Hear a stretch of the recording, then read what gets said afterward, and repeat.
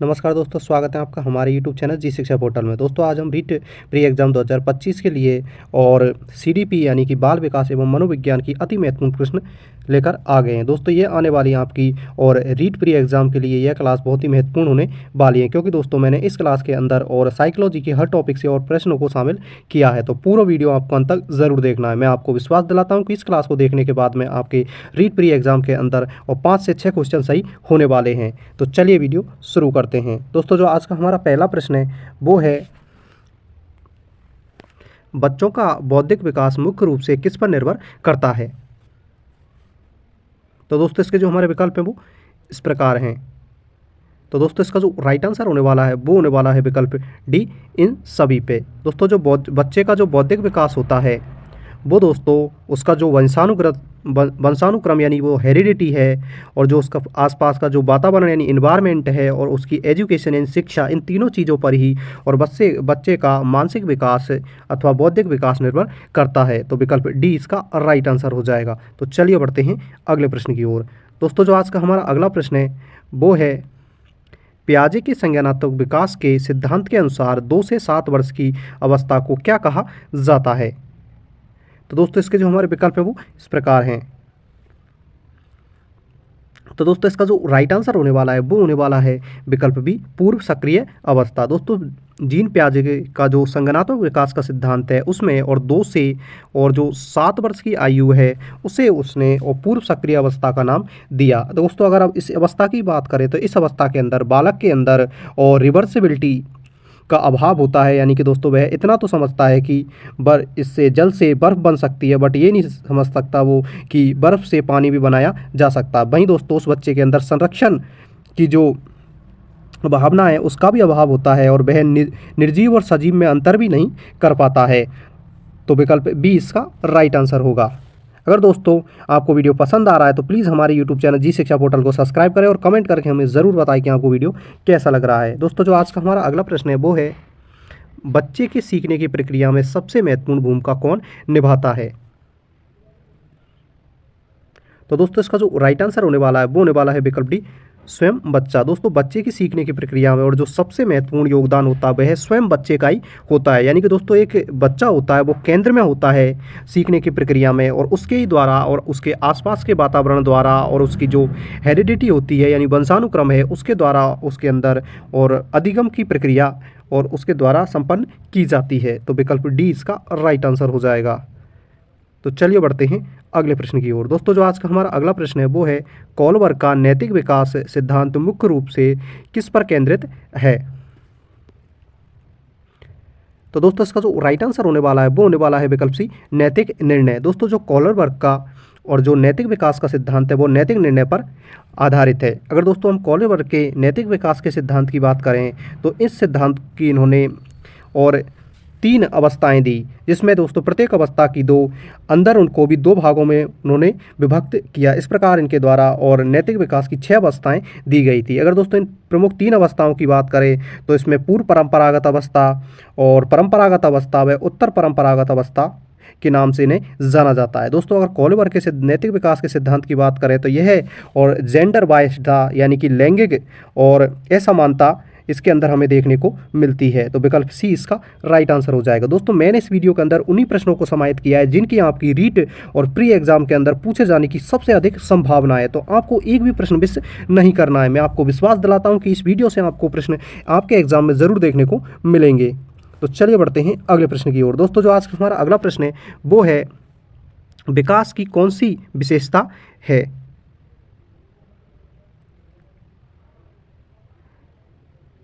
तो दोस्तों इसका जो राइट आंसर होने वाला है दोस्तों वो होने वाला है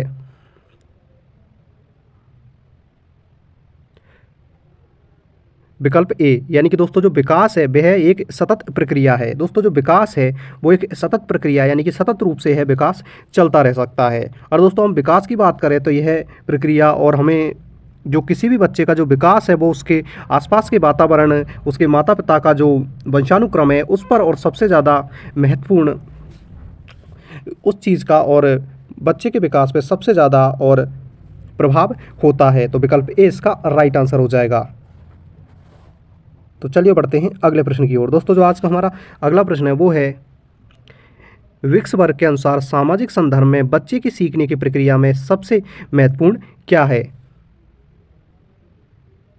तो दोस्तों इसका जो राइट आंसर होने वाला है वो होने वाला है विकल्प बी, सामाजिक बातचीत। दोस्तों जो विक्स वर्ग थे इनके द्वारा यह बात कही गई थी कि बच्चे की जो सीखने की प्रक्रिया होती है यानी कि जो अधिगम की प्रक्रिया होती है उसमें सबसे ज़्यादा जो चीज़ महत्वपूर्ण मानी है इन्होंने वो है सामाजिक बातचीत। यानी कि दोस्तों जिस वातावरण में और जिस परिवेश में बच्चा रहता है उसके जो आसपास का इन्वायरमेंट होता है, उसके अंदर जो परिवार के लोग हैं, उसके जो समाज के लोग हैं, उसका जो विद्यालय का वातावरण है, वहाँ के लोग हैं, उनके साथ उसकी जो कन्वर्सेशन है वो किस प्रकार होती है, यह सबसे अधिक महत्वपूर्ण भूमिका उसके जो अधिगम की प्रक्रिया है उसमें निभाती है। तो विकल्प बी इसका राइट आंसर हो जाएगा। दोस्तों इस यूट्यूब चैनल पर मैंने आपको रीट प्री एग्जाम से संबंधित दोस्तों अनेक वीडियो प्रोवाइड करवाए हैं, जिसमें दोस्तों मैंने एनईपी 2020, आरटीई एक्ट 2009 और एनसीएफ 2005 के और शॉर्ट वीडियो प्रोवाइड करवाई है। मैं आपको विश्वास दिलाता हूं कि उन वीडियो को देखने के बाद में और आपके और रीट प्री एग्जाम के अंदर और अधिक से अधिक क्वेश्चन सही होने की पूरी संभावना है। दोस्तों ये प्रत्येक वीडियो आपके कम समय में इन वीडियो को देख सकते हैं, क्योंकि दोस्तों प्रत्येक वीडियो की लेंथ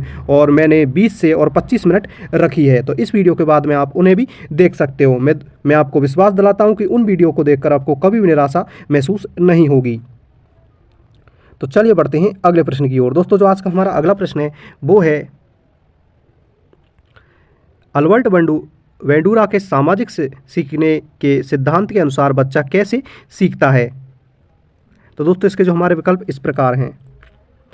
तो दोस्तों इसका जो राइट आंसर होने वाला है दोस्तों वो होने वाला है विकल्प बी, पर्यवेक्षण और मॉडलिंग के माध्यम से। दोस्तों जो अल्बर्ट वेंडूरा थे उनके द्वारा और जो सिद्धांत प्रतिपादित किया गया था उनमें उस सिद्धांत के अंदर उन्होंने बताया था कि जो कोई भी बच्चा है वो एक समाज के अनुकरण करके और आसपास की चीज़ों को देखकर और वो अधिगम करता है। और उन्होंने पर्यवेक्षण और मॉडलिंग के माध्यम से सीखने पर और सबसे ज़्यादा महत्व दिया था। तो विकल्प बी इसका राइट आंसर हो जाएगा। तो चलिए बढ़ते हैं अगले प्रश्न की ओर।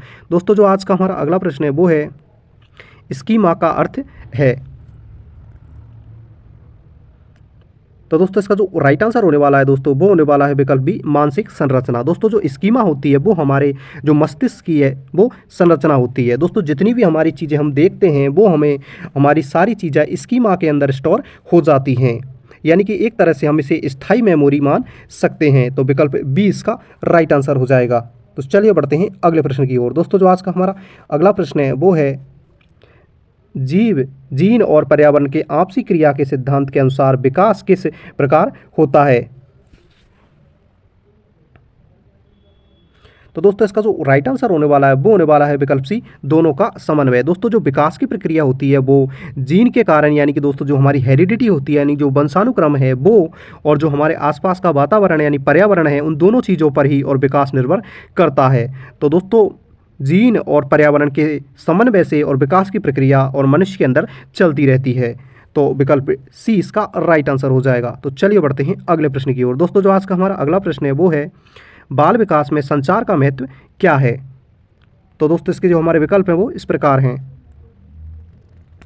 तो दोस्तों इसका जो राइट आंसर होने वाला है वो होने वाला है विकल्प बी, सामाजिक और भावात्मक विकास। दोस्तों जो संचार होता है उसके द्वारा और बालक के अंदर उसका जो सामाजिक यानी सोशल और दोस्तों इमोशनल जो डेवलपमेंट है वो और होता है। तो विकल्प बी इसका राइट आंसर हो जाएगा। तो चलिए बढ़ते हैं अगले प्रश्न की ओर। दोस्तों जो आज का हमारा अगला प्रश्न है वो है प्रारंभिक बचपन में खेल का क्या महत्व है?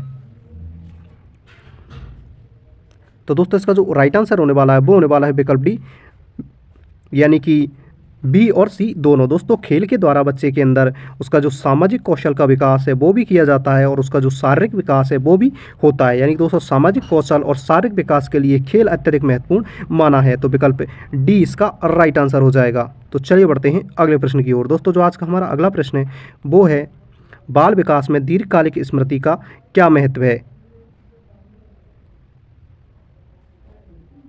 तो दोस्तों इसका जो राइट आंसर होने वाला है दोस्तों वो होने वाला है विकल्प बी, सीखने की प्रक्रिया को मजबूती प्रदान करना। दोस्तों जो हमारी स्थायी मेमोरी होती है वो दोस्तों हमारे अंदर जो सीखने की प्रक्रिया होती है उसे मजबूत करती है। यानी कि जो दोस्तों जो दीर्घकालीन स्थायी मेमोरी होती है उसके द्वारा और हमारे अंदर सीखने की जो प्रक्रिया को मजबूती प्रदान की जाती है। तो विकल्प बी इसका राइट आंसर हो जाएगा। तो चलिए बढ़ते हैं अगले प्रश्न की ओर। दोस्तों जो आज का हमारा अगला प्रश्न है वो है प्रारंभिक बचपन में आत्म अनुशासन का विकास किस प्रक्रिया के दौरान होता है? तो दोस्तों इसका जो राइट आंसर होने वाला है दोस्तों वो होने वाला है विकल्प बी, सामाजिक संपर्क और अनुभवों से। दोस्तों बच्चे के अंदर और जो प्रारंभिक जीवन के अंदर जो आत्मानुशासन है यानी कि सेल्फ जो डिसिप्लिन है उसका जो विकास है वो उसके सामाजिक संपर्क यानी कि जैसे ही बच्चा और परिवार से थोड़ा थोड़ा बड़ा होता है और परिवार से बाहर निकलता है और लोगों के आसपास के लोगों के संपर्क में आता है, उनसे जो अनुभव यानी जो एक्सपीरियंस वो और हासिल करता है उसके अंदर इससे ही और उसके अंदर आत्म अनुशासन का विकास होता है। तो विकल्प बी इसका राइट आंसर हो जाएगा। तो चलिए बढ़ते हैं अगले प्रश्न की ओर। दोस्तों जो आज का हमारा अगला प्रश्न है वो है, पियाजे के अनुसार औपचारिक सक्रियात्मक अवस्था कब शुरू होती है?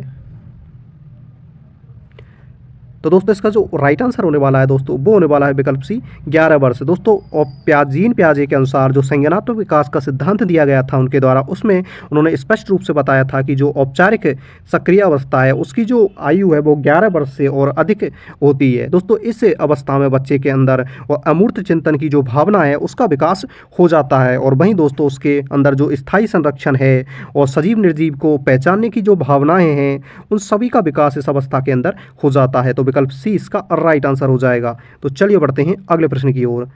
दोस्तों अगर आपको वीडियो पसंद आ रहा है तो प्लीज़ कमेंट करके हमें ज़रूर बताएं, वीडियो को लाइक करें, अपने दोस्तों के साथ शेयर करें। दोस्तों जो आज का हमारा अगला प्रश्न वो है, बाल विकास में भावात्मक विकास पर सबसे बड़ा प्रभाव किसका होता है? तो दोस्तों इसका जो राइट आंसर होने वाला है दोस्तों वो होने वाला है विकल्प ए, माता पिता के साथ लगाव का। दोस्तों किसी भी बच्चे के जो विकास के अंदर उसके जो माता पिता हैं उनका और अपने बच्चे के प्रति जो व्यवहार है, वो लगाव है, जो इमोशंस हैं उनका और सबसे ज़्यादा इफेक्ट पड़ता है। दोस्तों यही चीज़ें हैं जो बच्चे के अंदर एक भावात्मक विकास करती हैं। तो विकल्प ए इसका राइट आंसर हो जाएगा। तो चलिए बढ़ते हैं अगले प्रश्न की ओर। दोस्तों जो आज का हमारा अगला प्रश्न है वो है, अधिगम यानी लर्निंग किसे कहते हैं? तो दोस्तों इसका जो राइट आंसर होने वाला है दोस्तों वो होने वाला है विकल्प बी, व्यवहार में स्थायी परिवर्तन। दोस्तों जो लर्निंग होती है वो किसी भी और बच्चे के व्यवहार में जो स्थायी परिवर्तन आते हैं उसे हम अधिगम के नाम से जानते हैं। तो चलिए बढ़ते हैं अगले प्रश्न की ओर। दोस्तों जो आज का हमारा अगला प्रश्न है वो है, वाइगोस्की के अनुसार नज़दीकी विकास का क्षेत्र क्या है? तो दोस्तों इसके जो हमारे विकल्प है वो इस प्रकार हैं। तो दोस्तों इसका जो राइट आंसर होने वाला है वो होने वाला है विकल्प बी, वह क्षेत्र जहां हल्की सहायता की आवश्यकता होती है। दोस्तों जो वाइगोस्की का जो नैतिक जो विकास का सामाजिक विकास का सिद्धांत है उसके अनुसार, और जो जेड और पीडी इनके यानी कि जोन ऑफ अप्रोक्सीमेशन डेवलपमेंट यानी कि जेपीडी का जो क्षेत्र बताया गया था वह क्षेत्र होता है जहां पर कोई भी बच्चा और हल्की सहायता की आवश्यकता के माध्यम से और कोई भी चीज़ सीख सकता है। तो विकल्प बी इसका राइट आंसर हो जाएगा। तो चलिए बढ़ते हैं अगले प्रश्न की ओर। दोस्तों जो आज का हमारा अगला प्रश्न है वो है, क्रियात्मक अधिगम यानी एक्टिव लर्निंग में कौन सा तरीका सबसे प्रभावी है? तो दोस्तों इसके जो हमारे विकल्प हैं वो इस प्रकार हैं। तो दोस्तों इसका जो राइट आंसर होने वाला है वो होने वाला है विकल्प बी, परियोजना विधि। दोस्तों परियोजना विधि के माध्यम से और किसी भी बच्चे के अंदर जो क्रियात्मक लर्निंग है यानी कि जो एक्टिव लर्निंग है उसमें सबसे महत्वपूर्ण यह विधि मानी जाती है, जिसमें दोस्तों बच्चे छोटी छोटी परियोजनाओं के निर्माण द्वारा किसी भी और लक्ष्य को, किसी भी चीज़ को सीखने में और बड़ी आसानी से और उस चीज़ को वह सीख जाता है। तो विकल्प बी इसका राइट आंसर हो जाएगा। तो चलिए बढ़ते हैं अगले प्रश्न की ओर। दोस्तों जो आज का हमारा अगला प्रश्न है वो है, सतत और व्यापक मूल्यांकन यानी कि CCE का मुख्य उद्देश्य क्या है? तो दोस्तों इसका जो राइट आंसर होने वाला है दोस्तों वो होने वाला है विकल्प सी, छात्र के सर्वांगीण विकास का आकलन। दोस्तों जो CCE यानी कि दोस्तों कंटिन्यूअस कॉग्निटिव इवैल्यूएशन जिसे नाम से जाना जाता है दोस्तों, इसका जो प्रमुख उद्देश्य है दोस्तों वह बच्चे का जो स्कूल के अंदर विकास होता है उसके अलावा दोस्तों उसका जो सामाजिक विकास है, उसका जो बौद्धिक है, उसका जो शैक्षणिक विकास है, उन सारी विकासों को इस CCE के अंदर और मूल्यांकन किया जाता है। दोस्तों 2009 के अंदर हमारा RTE एक्ट यानी राइट टू एजुकेशन जो एक्ट आया था उसमें दोस्तों इस और व्यापक मूल्यांकन की पद्धति को भारत के अंदर लागू कर दिया गया है। तो विकल्प सी इसका राइट आंसर हो जाएगा। अगर दोस्तों आपको वीडियो पसंद आ रहा है तो प्लीज़ हमारे यूट्यूब चैनल जी शिक्षा पोर्टल को सब्सक्राइब ज़रूर करें। दोस्तों जो आज का हमारा अगला प्रश्न है वो है, छात्र के सीखने में किस दृष्टिकोण का सबसे प्रभावी माना जाता है? तो दोस्तों इसका जो राइट आंसर होने वाला है दोस्तों वो होने वाला है विकल्प बी, यानी कि छात्र केंद्रित दृष्टिकोण। दोस्तों छात्रों की जो सीखने की प्रक्रिया है उसमें जो सबसे प्रमुख इस प्रक्रिया का जो भाग होता है वो होता है दोस्तों छात्र। तो दोस्तों छात्र केंद्रित से दृष्टिकोण और किसी भी सीखने की प्रक्रिया की सबसे और प्रभावी दृष्टिकोण माना जाता है। तो चलिए बढ़ते हैं अगले प्रश्न की ओर। दोस्तों जो आज का हमारा अगला प्रश्न है वो है समूह कार्य का मुख्य लाभ क्या है। तो दोस्तों इसका जो राइट आंसर होने वाला है वो होने वाला है विकल्प बी सहयोग और संचार कौशल का विकास। दोस्तों समूह कार्य द्वारा और सहयोग एवं संचार कौशल का विकास बच्चों के अंदर होता है, इसीलिए दोस्तों स्कूलों के अंदर जो कलेक्टिव्स जो वर्क हैं वो और उन्हें दिए जाते हैं, जिसमें दोस्तों बच्चों के अंदर सहयोग की भावना का विकास होता है। वो एक दूसरे के परस्पर सहयोग से और चीज़ों को बड़ी आसानी से सीख सकते हैं। तो विकल्प बी इसका राइट आंसर हो जाएगा। तो चलिए बढ़ते हैं अगले प्रश्न की ओर। दोस्तों जो आज का हमारा अगला प्रश्न है वो है फॉर्मेटिक असेसमेंट का उद्देश्य क्या है। तो दोस्तों इसका जो राइट आंसर होने वाला है वो होने वाला है विकल्प बी शिक्षण प्रक्रिया में निरंतर प्रतिक्रिया देना। दोस्तों जो फॉर्मेटिक असिस्टेंट है इसका जो मुख्य उद्देश्य है वो होता है शिक्षण की प्रक्रिया में निरंतर प्रतिक्रिया देना। तो विकल्प बी इसका राइट आंसर हो जाएगा। तो चलिए बढ़ते हैं अगले प्रश्न की ओर। दोस्तों जो आज का हमारा अगला प्रश्न है वो है शिक्षक के पेशेवर विकास में निरंतर सीखने का महत्व क्या है। तो दोस्तों इसका जो राइट आंसर होने वाला है वो होने वाला है विकल्प बी शिक्षण विधियों में सुधार और व्यक्तिगत विकास के लिए। दोस्तों अगर पेशेवर कोई शिक्षक है उसके लिए और निरंतर सीखना बहुत ज़रूरी हो जाता है, क्योंकि जैसे जैसे दोस्तों समय बदल रहा है उसके अनुसार और वह अपनी जो शिक्षण पद्धतियाँ हैं उसमें और परिवर्तन कर सके और उन नवीन शिक्षण पद्धतियों के अनुसार वह ढल सके, इसलिए और किसी भी शिक्षक का निरंतर सीखना बहुत ज़रूरी हो जाता है। दोस्तों तो इसका राइट आंसर होने वाला है वो होने वाला है विकल्प बी, यानी कि शिक्षण विधियों में सुधार और व्यक्तिगत विकास के लिए और निरंतर सीखना एक पेशेवर शिक्षक का बहुत ज़रूरी है। तो चलिए बढ़ते हैं अगले प्रश्न की ओर। दोस्तों जो आज का हमारा अगला प्रश्न है वो है समन्वय शिक्षण यानी कि कोलैबोरेटिव टीचिंग किसे दर्शाता है। तो दोस्तों इसका जो राइट आंसर होने वाला है दोस्तों वो होने वाला है विकल्प बी दो या दो से अधिक शिक्षकों द्वारा सहयोग। दोस्तों किसी भी बच्चे के सीखने की जो प्रक्रिया है जब उसमें दो या दो से अधिक शिक्षकों के द्वारा और सहयोग किया जाता है तो इसे कोलैबोरेटिव एजुकेशन टीचिंग कहा जाता है, यानी कि दोस्तों समन्वय शिक्षण के नाम से इसे जाना जाता है। तो चलिए बढ़ते हैं अगले प्रश्न की ओर। दोस्तों जो आज का हमारा अगला प्रश्न है वो है मल्टीमीडिया शिक्षण में निम्नलिखित में से कौन सा तत्व शामिल होता है।